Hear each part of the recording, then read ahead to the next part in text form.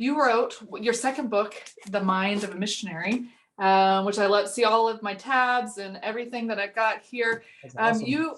You do a great job of weaving stories, both of historical missionaries that we kind of put up on our shelves of people that we say are great, and some modern day missionaries. And you use their stories to kind of talk about the emotional, mental, spiritual gusto it takes, or even the impact to do missions. And I kind of want to shift, because unreached people groups is going to be a challenge. It's going to be a hurdle, but it's worth it. It's worth it. Multiple times in your book, you talk about risk. You talk about the challenges there, and it's worth it. Before we push the record button, we were just talking about some of our experiences in Myanmar and Burma, and David Eubanks. I was telling you, that's the first time I heard of David Eubanks, who's working with the Free Burma Rangers. If you guys haven't, Google it. It's amazing. Movies, stories. Even now with the political and civil unrest there, they're doing some amazing things going on. But over and over again, it's worth it.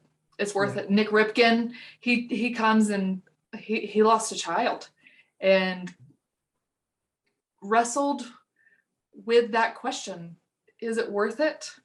And I know it took them some time, but they went back. They kept serving, and now they're serving in those difficult areas, serving the people that are in those areas. So I want to ask you a couple questions about the book a little bit in regards to unreached people groups too. So the first question that came to my mind is, what do you think is keeping us from going to the mission field or unreached people groups? Well, we certainly have a tendency towards risk aversion, don't we? I mean, it's the human tendency, and self-preservation tends to be high on our list. We don't name it and put a label on it per se, but yeah, when you mention these people like David Eubank and Karen bringing their children into war-torn areas and conflict zones, both in Syria and Iraq. And by the way, if you haven't heard of them, you probably might remember this US soldier rescuing a 3-year-old child who was dead he rescued her from underneath her dead mother's burqa and shot his way in alongside military forces. For Free Burma Rangers, you got Nick and Ruth Ripken, Brian and Louise Hogan, great book. There's a Sheep in My Bathtub, funniest title ever. But all these people lose children, lose things along the way. They give up creature comforts. And for what? At the end of the day, they all say, Jesus is worth it. And we have this tendency towards risk aversion. We definitely continue to send missionaries to places with already with gospel access because it's easier. We got churches we can connect to, and language barriers are smaller, and geographical distances, hostile environments, and governments. But I think really what this stems from is the first section I wrote about in the book is our motivations. What is the underlying motivation behind our missionary work, or undergirding our response to the command that Jesus gave us? Is it for acclaim, some sort of new group of Instagram followers? Is it, the exotic allure of the distant country that you're going to? Come to Thailand, you have tons of Instagram opportunities because it's gorgeous with the spires of the temples and the gold-plated stupas. But what is the underlying motivation? And I kind of found 3. It's compassion for the lost, passion for the glory of God, and obedience to the commands of Christ. If those things don't resonate with us, if the glory of God is not the central focal point, the ultimate, then we're not going to go to these areas that are unreached, because they are. You have to sacrifice something to get there. If it's just sweat, maybe a little bit of blood. If it's, all of our missionaries in China, 18 first-tier missionaries, have been interrogated by the police. I was interrogated 22 times in China. That's not fun. It's not fun at all. I would rather be, in a place where they welcome me and invite me. But I think we have a risk aversion that we need to say, does our love and passion for Christ supersede the potential hazards along the way? And, the byword, the watchword, or the final words of the first missionaries of the Moravian church sent out. They were sent out from Copenhagen to reach these slaves in the West Indies. And the only way they could do that, they said, people would tell them, there's no way you could do that unless you sell yourself into slavery. And David Doberman and Richard, I can't remember his last name, were willing to sell themselves as slaves from Copenhagen to the West Indies so that others might meet Jesus. And I remember the story is their ship is setting sail from Copenhagen, and it's the distance between land and shore is widening, and they cry out, they link arms and they cry out the Moravian call, may the lamb that was slain receive the reward of his suffering. And that reward is people, ethno-linguistic tribes, people groups who've never heard, the imago Dei, the image of God imprinted on people's souls. Are we willing to go through such great risks and potential hazards? In the end, if the passion for the glory of God is not our underlying motivation, then I think it's not going to have any longevity. We might go for a short time, we might make a little poke around here and there. But if you're going to go from here to there, if you're going to go from your Jerusalem to Judea, Samaria, or to the ends of the earth, then passion for the glory of God has got to be the underlying thing that bolsters your missionary passion, because everything else, compassion for the lost kind of wanes after a while, after you realize people are normal in the country where you serve, and you start quoting Spurgeon, if I were God and the world treated me as it treated him, I'd kick that wretched thing to pieces. One of my favorite Spurgeon quotes.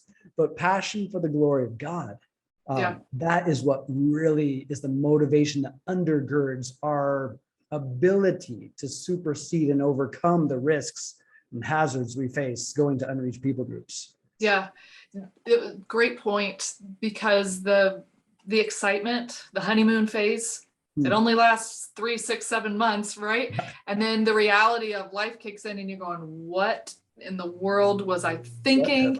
And that was probably my biggest struggle in the Philippines, is adjusting to the mindset and the way of thinking. Gosh, that was such a frustration for me.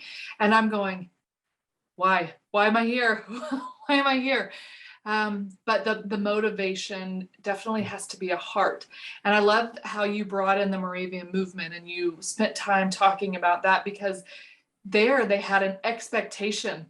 I think you moved from the motivation to the expectation, and the expectation that everyone in the church is responsible. Everyone in the church is a part of the Great Commission. Everyone, not just those who've chosen to go far or to change the area where they're working, but everyone is called. While I was reading this book, my husband was going through Perspectives course, and so it was great. We hit the Moravian movement about the same time. Wow, and just cool. talked about the passion, the commitment, the spurring, especially several of those movements from out of Europe, the college movement, and getting people to go, and that their return, their call was, we've got to go, and you got to come with me.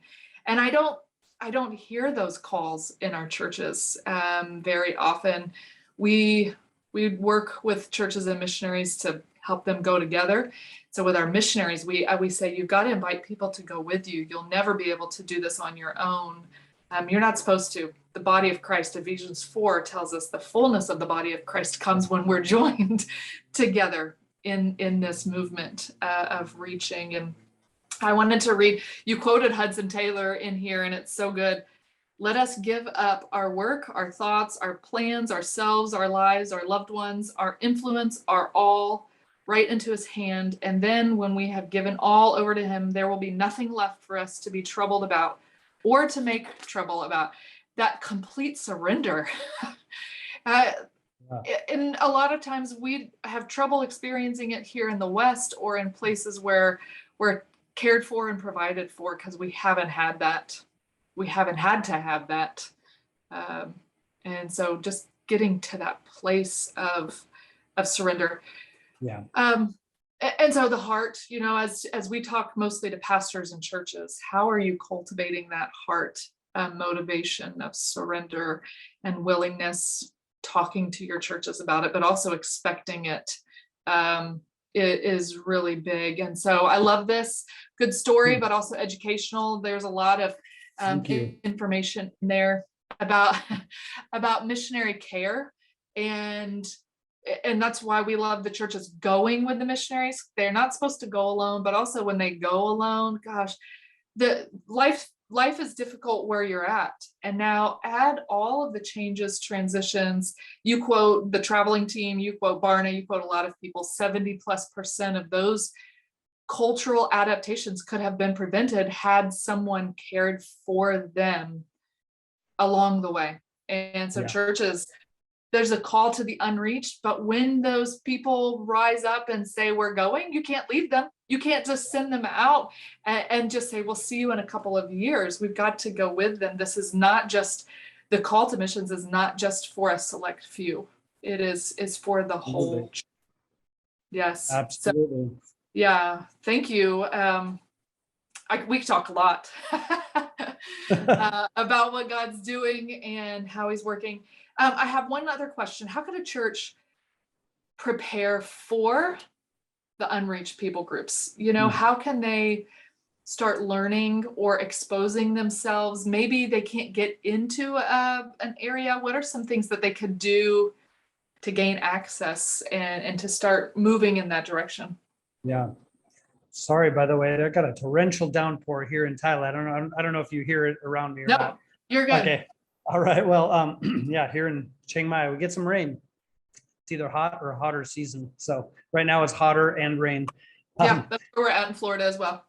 Yeah. So, recently I was thinking about this because I want my daughters who grow up on the mission field, they're TCKs, third culture kids, they come with us as we go to villages and lay their hands on people who are, missing a leg because of the ongoing civil unrest in Myanmar or whatever the case may be. So I was thinking, how could we really help instill a passion for unreached people groups in them? And I think this crosses over to, it's a simple thing. We actually bought some popsicle sticks, printed out all 53 of the 1040 window flags. There's 53 countries in the 1040 window where the majority of unreached people groups live, stuck them on there, put them in a can, and every day we pull out a country, name of a country with their flag, and then we go to prayercast.com. You could also find their videos on YouTube and Google that country. For example, Azerbaijan. Okay, so we picked Azerbaijan, and then we're watching a 3-minute video, a prayer in the local dialect or translated to English, praying for this country. And we have found that this has really garnered not only an understanding of the world and geography and where these people are, but what they're suffering, and great injustices. I know pastors often have a heart and passion to fulfill the Great Commission. There is a little bit sometimes lost in translation, that transference from them and their passion, because they've all heard of 1040 window, unreached people groups. Every pastor I've ever met, they know about these things. Why is it then that 51% of the churchgoers don't even know what the Great Commission is? Somewhere along the way, we're not able to transfer that call, because it is scary when you mention this. You're going to lose some members to the mission field. You're going to lose your best people to go to the unreached areas. In fact, recently Barna just did a report, I think it was in April 2022, about 75 or 80% of pastors have a heart to reach unreached, or at least to perpetuate and extend the Great Commission command. But 20% of churchgoers have that same passion. So how do we gain this heart and passion? Perspectives on the World Mission Christian Movement is an awesome one. You just mentioned perspectives.org. Going to those missions organizations that share about unreached people need to really seek out What does it mean? What do the unreached peoples mean? And when you begin to realize that these people really do have names and faces, and they drink leafy tea, and they have plans for the weekend with their sister or whatever, they're real people. And people are waiting at the other end of our obedience. And we get so myopic sometimes. I think it's so easy to just see our own little sphere in our own corner of the earth. And in Chinese, we have a statement, Jingdi Zhiwa, the frog in the bottom of the well. And it's like his whole horizon from the bottom of the well is this blue dot in the very top. And we need the spirit-empowered waters of God to pour into that well and raise us up. And when that happens, when we spend time with God, when missions is the overflow of our delight in God, our horizon expands, and people over there in the far off distance come into focus, and we become less myopic and see God's macro plan. So as far as resources go, yeah, sure. Perspectives on the World Christian Movement, and Here to There ministries, and the traveling team.org/stats. These are great places to go. With unreachedglobal.org, shameless plug there. But I think when you read the Bible, when you spend time in prayer, and you begin to sense that this is not just for my personal salvation, a rescue from hell. Rather, this is a kingdom proclamation that has to be shared. And there are places, believe it or not, that have no Bible, no missionary, no church, no Christian, no access to the gospel anywhere. To me, 21st century, that's just not fair. And I don't have enough energy to devote my time to both those who have access and those who do not. I have to focus on unreached people groups because I want to see the great culmination of history, right? You do too. Yes. Revelation 7:9. Yeah. This great cloud of witnesses, the group that can't even be numbered, worshiping, dressed in white palm branches. And yes. But Jesus says, Matthew 24:14, the hinge upon which the culmination of history swings is found in Matthew 24:14. This gospel of the kingdom will be preached in all the world as a testimony to whom? All nations. Every ethno-linguistic tribe, the nations, the Gentiles, people groups. And then what happens? The end will come. It's coming. You quote this all the time, I'm sure, right? But yes. I have to harp on this a little bit because we hear about wars and rumors of wars and end times. All that will come to pass. COVID-20 is on its way sometime, right? But the end will not come, said Jesus, until this gospel of the kingdom is preached in all the world as a testimony to every nation. And yes. Then the end will come. If we don't latch on to that hinge upon which the culmination of history swings, we're not going to be a part of this grand celebration of this mandate Jesus gave us. I hope that those people who are watching or listening today are craving to be part of this. Are the ones who want to hear Jesus say to them, well done, my good and faithful servant. You have done all these things in my name. So sorry for harping on that for too long. No. But my husband and I talk about, Brian, my husband says his crux moment in life would be to be the one that gives out that last gospel invitation. And he allows Matthew 24:14 to happen. Yeah. I'm like, well, that's not fair. I've always said that. It's either going to be me or him. You guys could do it together. Hey, we'll go to Unreached Village together. Yes. And I was like, I don't think I've ever thought about being that person. The last one, they're baptized, they come back up, and then the end comes, whatever it might be. But yeah, the passion comes from when you see them as real people, right? Right now, they're just statistics to most people, and making them real. You talked about doing your little flag popsicle sticks. Wordle, if you guys have never been on Facebook and seen all of the squares, Wordle has taken over. But there's a new game called Worldle, WORLDLE, and it gives you a country outline. And you try to guess the country of what it is. And so what we've started to do is every country we get, then we Google and look up the information. But I'm going to start going to the Joshua Project. What was the website that you mentioned? Prayercast.com. Yeah, and start looking up some of those aspects too of the people groups Yeah. that live in there, and some great ways to make it practical and realistic. And so pastors, mission leaders, as you guys are watching and joining us today, thank you for being here and listening, but also do something to move your church closer, right? Bring the education and exposure into them and make it intentional, because without it, we're just going to keep hitting the same target and not reaching the unreached and those who have not been exposed to the great privilege of the gospel. So thank you, David, for joining us. Where do we find you online and in the socials? Everywhere. You know how to spell my last name. It's Joannes. David Joannes is my handle almost everywhere. DavidJoannes.com is my personal website, but is also reflected on withinreachglobal.org. That's our organization. And definitely check out The Mind of a Missionary. That's on Amazon. Gospel Privilege and The Space Between Memories. Actually, The Space Between Memories, the first book I wrote, is my favorite because I went crazy with my adjectives. Some people have actually photoshopped. You know, when you get on Amazon, it says often purchased with and lists the book.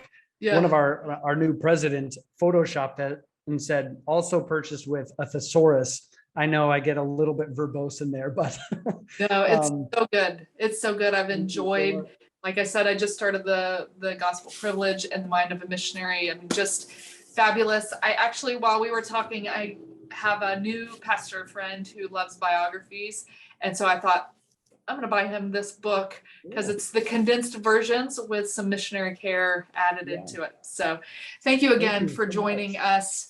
Thank you guys for being a part of this Wildcard Wednesday, and like you said, reach out to Within Reach or Here to There. We'd both love to have further conversations about the unreached in your strategy and planning to reach the nations. Thank you, everyone.